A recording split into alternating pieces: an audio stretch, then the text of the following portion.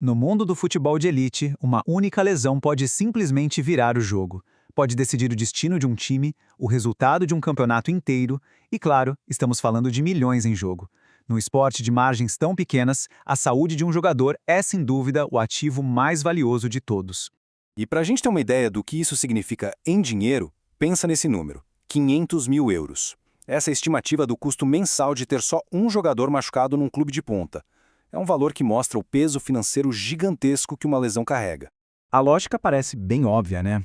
Quase todo mundo, seja torcedor, técnico ou comentarista, parte do princípio de que uma liga mais forte, com jogos mais pegados e intensos, vai inevitavelmente encher o departamento médico. Mais dividida, mais pancada, mais lesão. Faz sentido?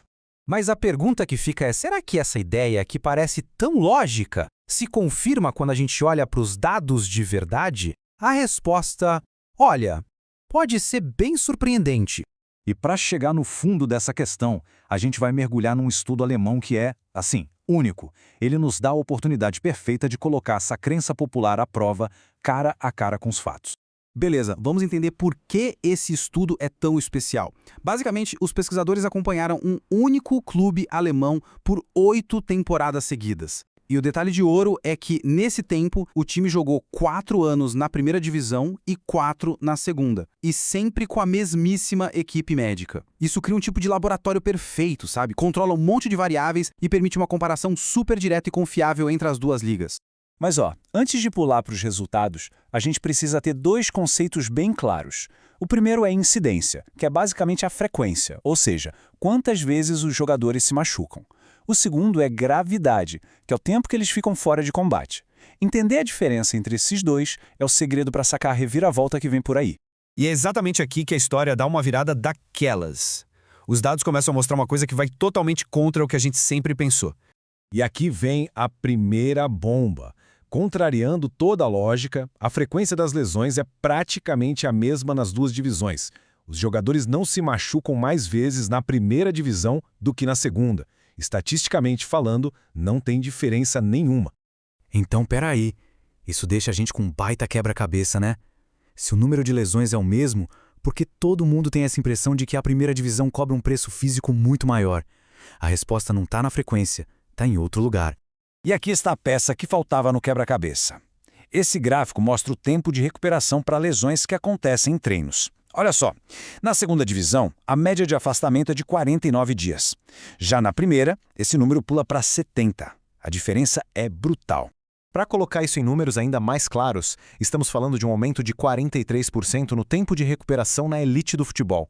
É um salto que muda completamente a gestão de um elenco de uma temporada inteira. Então, pronto. Tá aí o nosso paradoxo resolvido. O verdadeiro problema da primeira divisão não é a frequência com que os jogadores se machucam, mas sim a gravidade dessas lesões.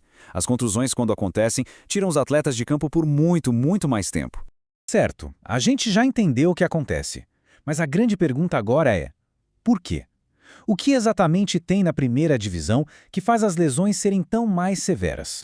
Os pesquisadores levantaram 3 hipóteses bem interessantes. A primeira, a intensidade do jogo na elite é simplesmente maior. É mais rápido, mais físico, o que pode causar traumas mais sérios. Segunda, os jogadores valem mais dinheiro, então as equipes médicas são super cautelosas, esticando a recuperação para não correr risco nenhum. E terceira, a pressão gigantesca, tanto da competição quanto da mídia, também pode complicar a volta de um jogador. Tá, mas e daí? O que isso tudo muda na prática? Para o dia a dia e para o planejamento dos clubes. Como essa descoberta muda as regras do jogo? Olha, o impacto diário é bem real.